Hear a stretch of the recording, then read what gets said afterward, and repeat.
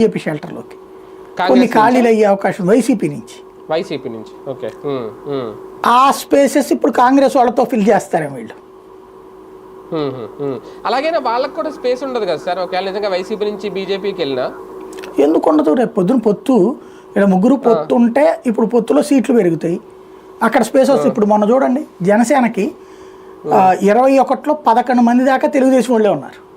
అవును. అంటే జనసేన దగ్గర అభ్యర్థులు లేక తెలుగుదేశం వాళ్ళని పంపించారు రాత్రికి రాత్రి. అది అంటే ఇంకేముంది అక్కడ దాంట్లో. అట్లాగే భారతీయ జనతా పార్టీకి 10 సీట్లు ఇస్తే అందులో 6 తెలుగుదేశం వాళ్ళే ఉండే, 8 మంది.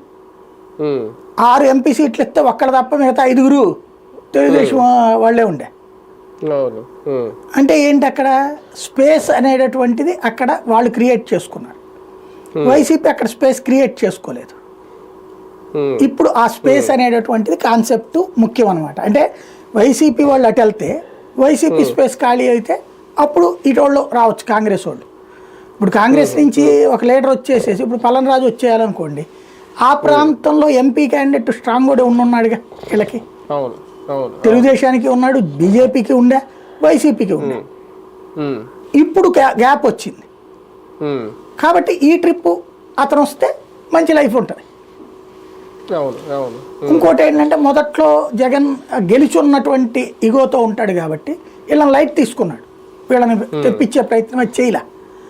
ఇప్పుడు జగన్ కూడా ఓటమి తర్వాత కొంత కంట్రోల్ అయ్యి తగ్గి ఉండేటప్పటికి ఇప్పుడు ఈ లీడర్లు ఏమంటే నేను సోని తెస్తాను, వాడు స్ట్రాంగే, కాంగ్రెసే, కాకపోతే మన దగ్గరికి వస్తే పనికి వస్తాడు, మనకి ఒక ఫేస్ ఫెమిలియారిటీ కావాలి నియోజకవర్గానికి, అది క్రియేట్ చేసే ప్రయత్నం చేస్తున్నారు అనమాట. ఒక రకంగా జగన్మోహన్ రెడ్డి గారు